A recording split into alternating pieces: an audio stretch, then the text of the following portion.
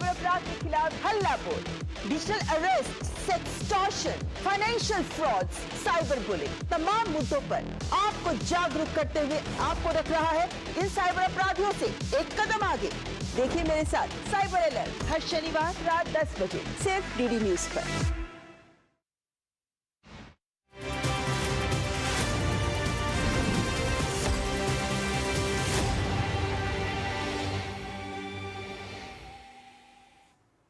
नमस्कार, स्वागत है आप सभी का डीडी न्यूज के इस खास बुलेटिन एक्सप्रेस 100 में, जहां हम आपके लिए लेकर आते हैं राजनीति, मनोरंजन, देश दुनिया, खेल और व्यापार जगत की सभी बड़ी खबरों को एक्सप्रेस यानी कि फटाफट अंदाज में।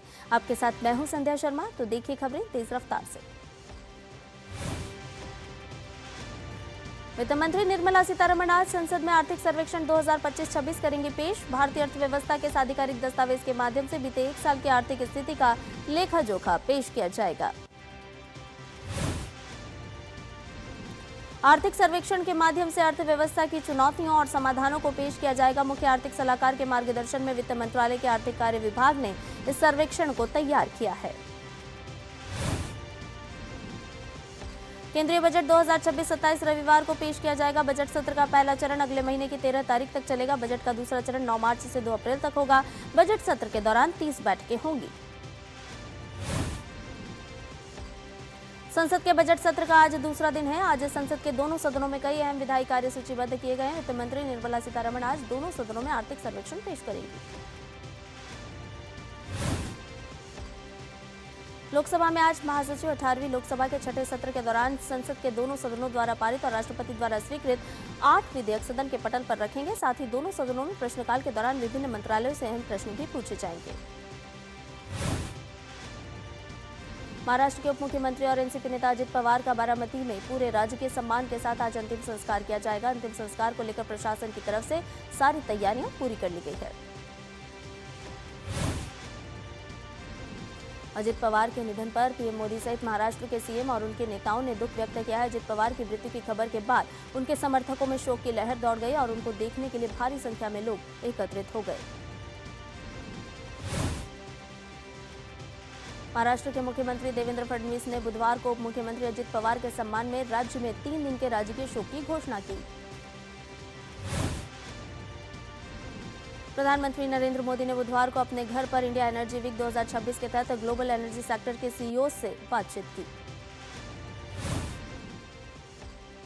बैठक में भारत की मजबूत इकोनॉमिक रफ्तार पर जोर देते हुए प्रधानमंत्री ने कहा कि भारत दुनिया की तीसरी सबसे बड़ी इकोनॉमी बनने की दिशा में तेजी से आगे बढ़ रहा है और global energy demand supply balance में अहम भूमिका निभाएगा। हाई लेवल राउंड टेबल में 27 सीईओ और सीनियर कॉर्पोरेट हस्तियों ने हिस्सा लिया। इस बातचीत में केंद्रीय मंत्री हरदीप सिंह पुरी और पेट्रोलियम और नेचुरल गैस राज्य मंत्री सुरेश गोपी और मंत्रालय के सीनियर अधिकारी भी शामिल हुए। प्रधानमंत्री नरेंद्र मोदी ने दिल्ली के करियप्पा परेड ग्राउंड में वार्षिक एनसीसी रैली में शामिल हुए। ये रैली इस साल 1 महीने तक चले एनसीसी गणतंत्र दिवस शिविर 2026 का समापन अवसर रही, जिसमें देश भर से कुल 2406 एनसीसी कैडेट्स ने हिस्सा लिया। इस मौके पर प्रधानमंत्री नरेंद्र मोदी ने ऑपरेशन सिंदूर में उत्कृष्ट योगदान देने वाले एनसीसी कैडेट्स की सराहना करते हुए कहा कि आपके समर्पित प्रयास प्रशंसा के योग्य हैं। प्रधानमंत्री नरेंद्र मोदी ने इस साल के यंग इंडिया समिट को संबोधित करते हुए कहा कि भारत दुनिया के उन देशों में था जहां हवाई यात्रा एक एक्सक्लूसिव क्लब तक सीमित था, लेकिन आज स्थिति एकदम बदल गई है। उड़ान क्षेत्र का अगला युग आकांक्षाओं से भरा हुआ है। विजय चौक पर आज होने वाले बीटिंग रिट्रीट समारोह के दौरान मधुर भारतीय धुनों से गूंजने के लिए पूरी तरह से तैयार। ये समारोह 77वें गणतंत्र दिवस के उपलक्ष्य में मनाए जा रहे समारोह के समापन का प्रतीक होता है। भारतीय थल सेना, नौसेना, वायुसेना तथा केंद्रीय सशस्त्र पुलिस बलों के बैंड मनमोहक और जोशीले धुनें प्रस्तुत करेंगे। इस अवसर पर राष्ट्रपति द्रौपदी मुर्मू, उपराष्ट्रपति, प्रधानमंत्री नरेंद्र मोदी, रक्षा मंत्री, अन्य केंद्रीय मंत्री, वरिष्ठ अधिकारीगण तथा आम नागरिक मौजूद रहेंगे। यातायात परामर्श के अनुसार आज दोपहर 2 बजे से रात 9:30 बजे तक विजय चौक और उसके आसपास, Rashtrapati Bhavan, north block, south block और संसद भवन के आसपास मीटिंग रिट्रीट समारोह के लिए प्रतिबंध लागू किए जाएंगे। इस अवधि के दौरान विजय चौक सामान्य यातायात के लिए पूरी तरह से बंद रहेगा। यातायात पुलिस ने वाहन चालकों को रिंग रोड, वंदे मातरम मार्ग, अरविंदो मार्ग, मदरसा टी पॉइंट, कमाल अतातुर्क मार्ग से सफदरजंग रोड, रानी झांसी रोड और मिंटो रोड जैसे वैकल्पिक मार्गों का उपयोग करने की सलाह दी है। शबरीमला सोना चोरी मामले में नई वैज्ञानिक जांच ने कई अहम सवालों पर विराम लगा दिया है। इसरो के वैज्ञानिकों ने पुष्टि की है कि तांबे की चादरों पर चढ़ी सोने की परत को रासायनिक प्रक्रिया के जरिए उतारा गया था। यूजीसी के नए नियमों को चुनौती देने वाली याचिकाओं पर सुप्रीम कोर्ट सुनवाई करेगा। चीफ जस्टिस और जस्टिस जुमालिया बागची की बेंच सुनवाई करेगी।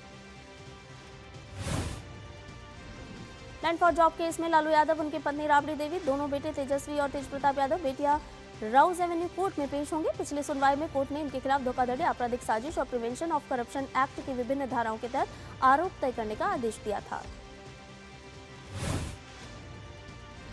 सीबीआई ने इंटरपोल की मदद से 27 जनवरी को बड़ी अंतर्राष्ट्रीय कार्रवाई को अंजाम दिया है। मलेशिया की रॉयल मलेशिया पुलिस की एक एस्कॉर्ट टीम के साथ मिलकर रेड नोटिस के तहत सूचीबद्ध 3 आरोपियों को मुंबई इंटरनेशनल एयरपोर्ट से गिरफ्तार कर मलेशिया डिपोर्ट किया। दिल्ली नगर निगम की स्थायी समिति के अध्यक्ष ने वर्ष 2026-27 के लिए निगम का बजट पेश किया। इस बजट में 17,000 करोड़ रुपए से अधिक की आय का लक्ष्य रखा गया, जबकि 16,500 करोड़ रुपए व्यय होने का अनुमान है।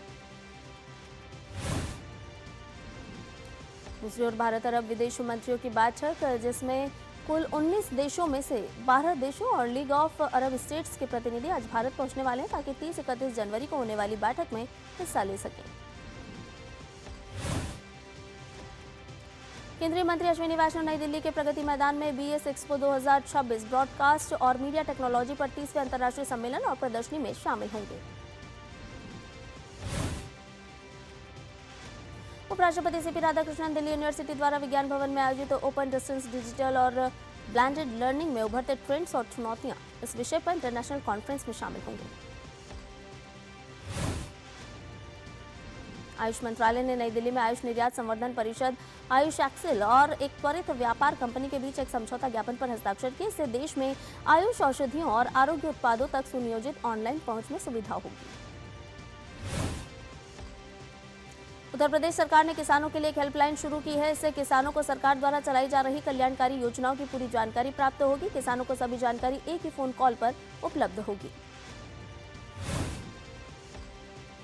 थाईलैंड की महारानी चाओखुनफ्रा सिनितनाथ अपने 70 सदस्यीय प्रतिनिधिमंडल के साथ उत्तर प्रदेश के कुशीनगर पहुंची।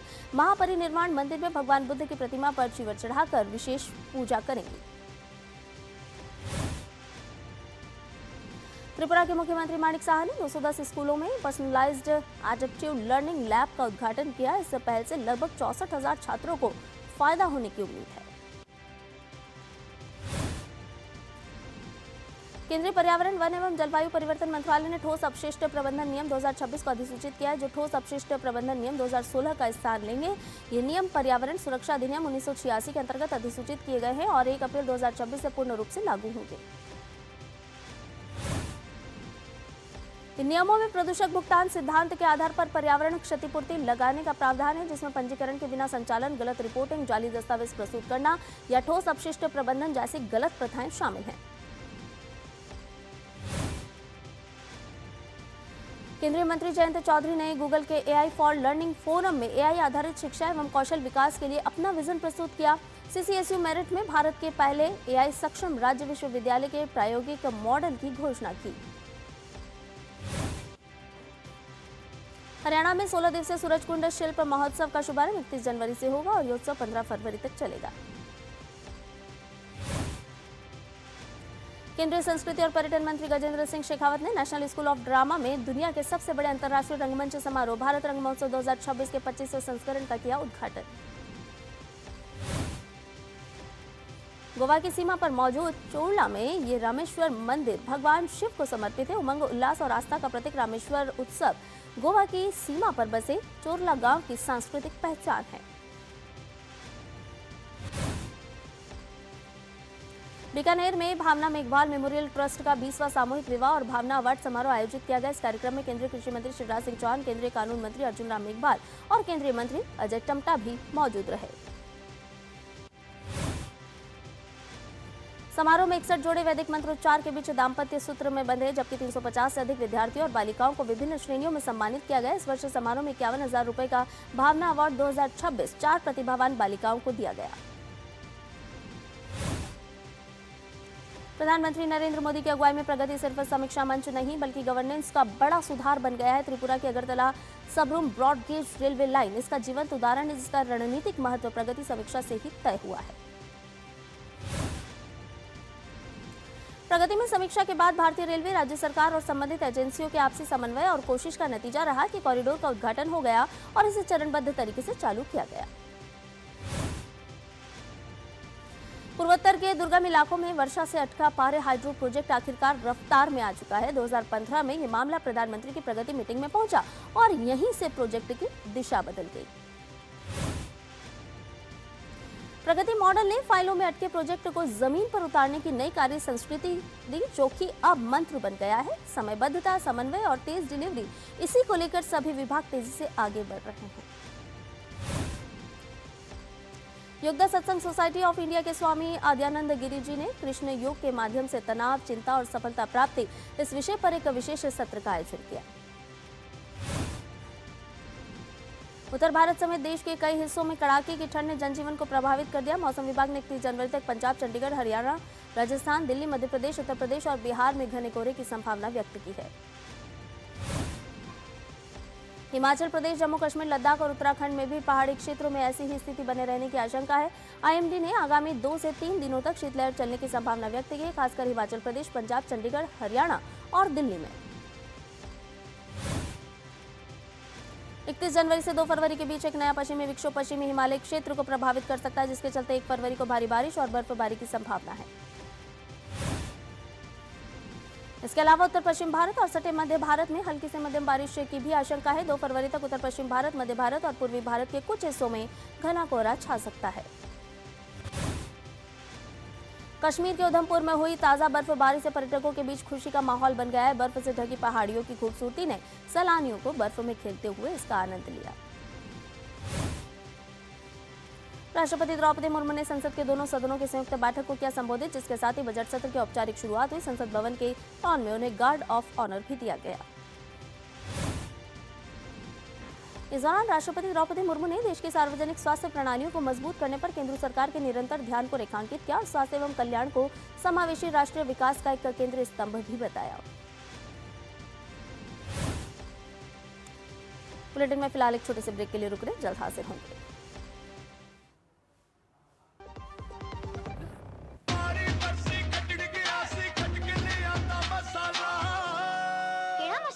छोले दा या लोबिया दा, पंजाबी छोले दा या पिंडी चने दा। अब छोलिया हो या लोबिया, पंजाबी छोले या पिंडी चने, सब कुछ मजेदार बने। मेरी पसंद, मेरी पसंद, मेरी पसंद, मेरी पसंद, हमारी पसंद, हम सबकी पसंद। मजबूत देश का मजबूत सरिया हो गया स्टील। टिंग टिंग, अम्मा मैसेज मैसेज। मैं आपके मौसा के चाचा का नाती का पोता, शादी का कार्ड मैसेज में भेजा है, डाउनलोड करिए और आशीर्वाद दीजिए। मैं तो आपको जानती भी नहीं, फिर भी शादी का कार्ड खोलूं? मैं मूर्ख नहीं हूँ। क्या बात है अम्मा। यूपीआई कहता है अगर कोई अनजान नंबर से फाइल या लिंक भेजे तो क्लिक मत करो और कहो मैं मूर्ख नहीं।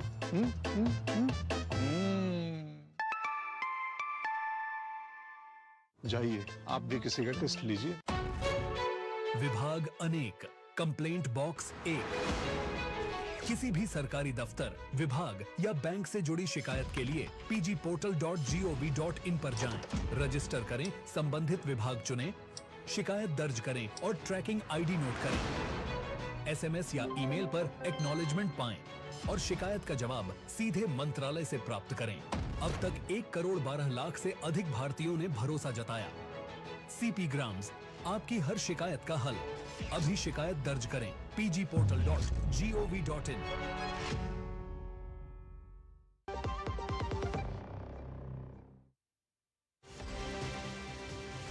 हकीकी खबरों को जान लेते हैं फटाफट अंदाज में। राष्ट्रपति ने सरकार के सबका साथ सबका विकास के दृष्टिकोण की रूपरेखा प्रस्तुत की, जिसमें सुलभ, किफायती और गुणवत्तापूर्ण स्वास्थ्य सेवा को मानव पूंजी विकास के केंद्र में रखा गया है। भारत एआई के जरिए जलवायु परिवर्तन से निपटने में बड़ी भूमिका निभाने के लिए है तैयार। केंद्रीय मंत्री डॉक्टर जितेंद्र सिंह ने कहा कि जलवायु परिवर्तन एक गंभीर वैश्विक समस्या है जिसे कोई भी देश अकेले हल नहीं कर सकता। डॉक्टर जितेंद्र सिंह ने कहा कि जलवायु परिवर्तन के लिए देशों को मिलकर काम करना होगा और एआई को मानवीय समझ और अंतर्राष्ट्रीय सहयोग के साथ इस्तेमाल करना जरूरी है। केंद्रीय नागर विमानन मंत्री राममोहन नायडू ने कहा कि भारत ने बीते 10 वर्षों में एयरपोर्ट्स और विमानों की संख्या हुई दोगुनी और अब भारत विमानों के मैन्युफैक्चरिंग इकोसिस्टम को विकसित करने में मदद करेगा। मंत्री राममोहन नायडू ने कहा कि इस इकोसिस्टम को अगले 10 से 20 वर्षों में केवल घरेलू मांग को पूरा करने के लिए ही विकसित नहीं किया जाएगा, बल्कि भारत को वैश्विक निर्यात का भी केंद्र बनाया जाएगा। मंत्री राममोहन नायडू ने आगे कहा कि ये नया भारत है जो कि एविएशन क्षेत्र में एक भरोसेमंद साझेदार बनकर उभर रहा है। उन्होंने कहा कि प्रधानमंत्री नरेंद्र मोदी के विजन और नागर विमानन क्षेत्र के लिए लाई गई केंद्र सरकार की योजना उड़ान का परिणाम है। केंद्र सरकार ने तमिलनाडु में किसान उत्पादक संगठनों को मजबूत करने के लिए एक उच्च स्तरीय समिति का गठन किया है। कृषि मंत्रालय के अनुसार ये फैसला शिवराज सिंह चौहान की हालिया एरो यात्रा के बाद लिया गया। समिति ईपीएफओ की कार्यप्रणाली, तकनीकी बाजार और प्रबंधन से जुड़ी चुनौतियों का अध्ययन कर सुधार के सुझाव देगी। इसमें नाबार्ड, नाफेड, आईसीएआर, एनजीओ और एफपीओ प्रतिनिधि शामिल होंगे। मत्स्य पालन मंत्रालय ने अंडमान एवं निकोबार द्वीप समूह के माया बंदर में 199.24 करोड़ रुपए की लागत से मछली पकड़ने वाले स्मार्ट और एकीकृत बंदरगाह के निर्माण को मंजूरी दी।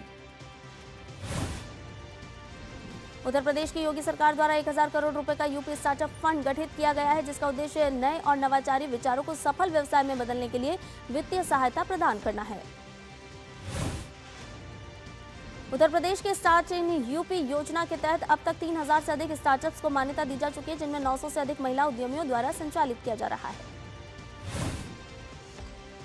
गूगल के एआई फॉर लर्निंग फोरम में कौशल विकास मंत्री जयंत चौधरी ने कहा कि सरकार शिक्षा और स्किलिंग इकोसिस्टम में एआई को इंटीग्रेटेड करने पर काम कर रही है ताकि इसकी पहुंच मेट्रो शहरों से बाहर भी बढ़ाई जा सके। सोने और चांदी में ताबड़तोड़ तेजी का दौर जारी। सोने की कीमत हाजिर बाजार में पहली बार 1.60 लाख रुपए प्रति 10 ग्राम और चांदी की कीमत 3.58 लाख रुपए प्रति किलो से अधिक हुई।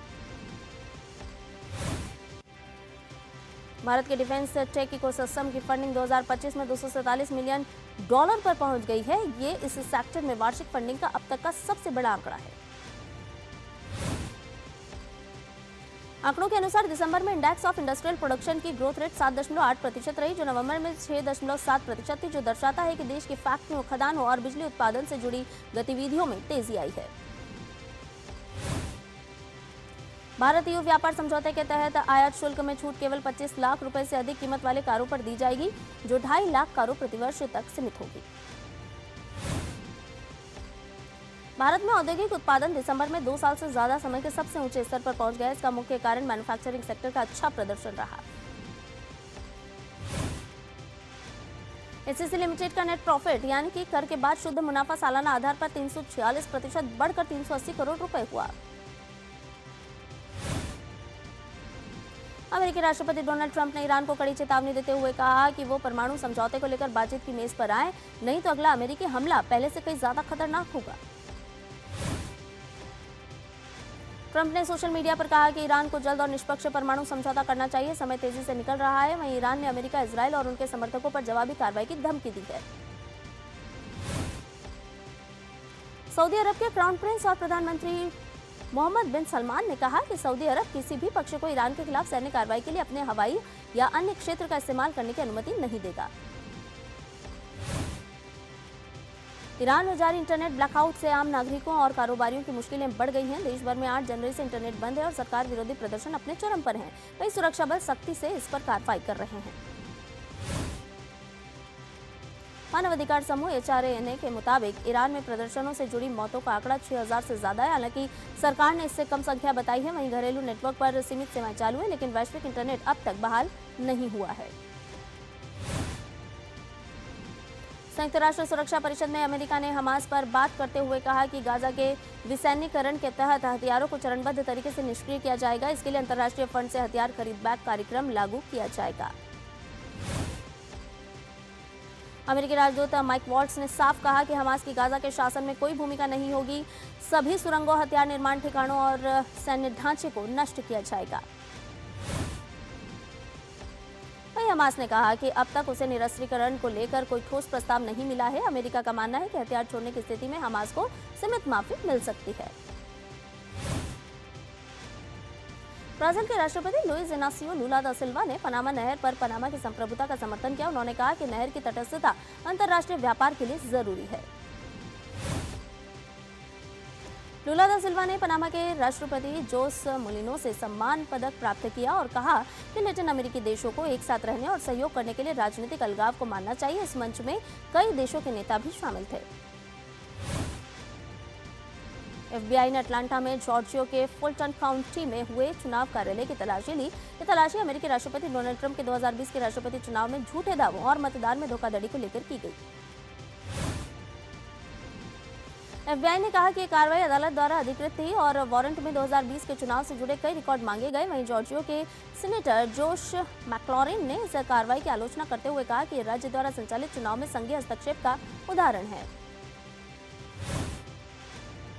वेनेजुएला में सशस्त्र बलों ने कार्यवाहक राष्ट्रपति डेल्सी रॉड्रिग्स को कमांडर इन चीफ के रूप में मान्यता दी और उनके प्रति निष्ठा शपथ ली।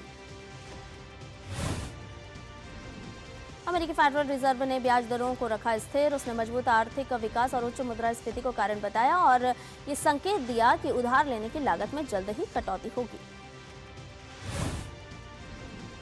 दक्षिण कोरिया की एक अदालत ने पूर्व राष्ट्रपति यून सुक येओल की पत्नी किम केओन यूनिफिकेशन चर्च से रिश्वत लेने के आरोप में 1 साल और 8 महीने की जेल की सजा सुनाई। पुर्तगाल और स्पेन में तूफान क्रिस्टिन ने मचाई तबाही। इस दौरान 3 लोगों की जान गई, वहीं 8 लाख से ज्यादा लोग बिजली कटौती से प्रभावित हुए। तूफान के कारण सड़क रेल यातायात भी बाधित। पुर्तगाल से गुजरने के बाद क्रिस्टिन तूफान पूर्व की ओर स्पेन की ओर बढ़ा, जो अभी भी पिछले तूफान जोसेफ से उबर रहा है। वहीं तटीय शहर टोरेमोलिनोस में तेज हवाओं से एक महिला की हुई मौत। विशाखापट्टनम में खेले गए चौथे T20 मुकाबले में न्यूजीलैंड ने दर्ज की जीत। भारत को 50 रन से हराया। सीरीज का स्कोर हुआ 3-1। 5वां और आखिरी मुकाबला शनिवार को होगा। विशाखापट्टनम मुकाबले में शायद शिवम दुबे 15 गेंदों पर लगाए अर्धशतक, खेली 65 रनों की धमाकेदार पारी। T20 इंटरनेशनल में किसी भारतीय बल्लेबाज का तीसरा सबसे तेज अर्धशतक।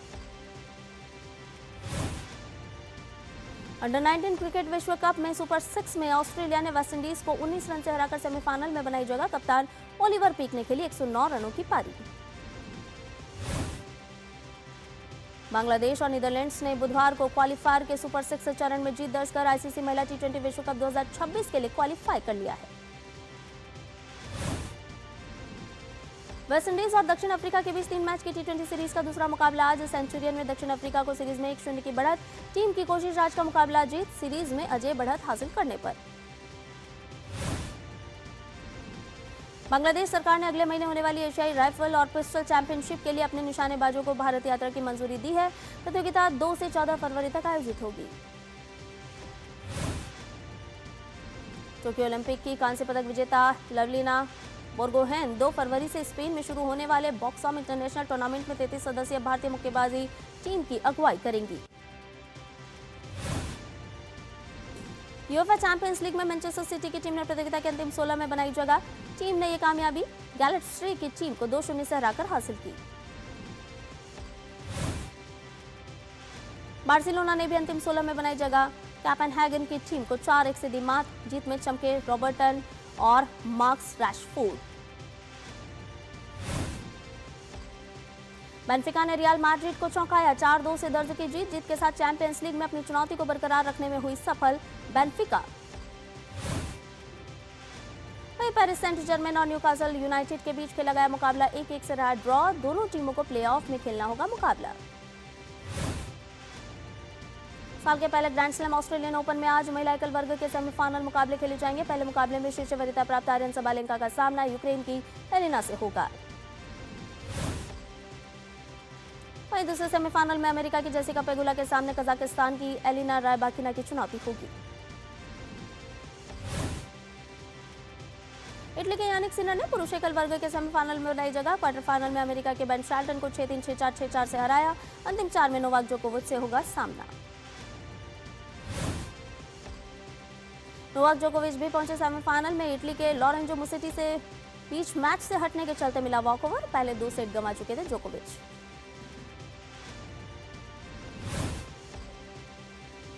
और एक्सप्रेस न्यूज में फिलहाल के लिए इतना ही। मुझे दीजिए इजाजत। नमस्कार।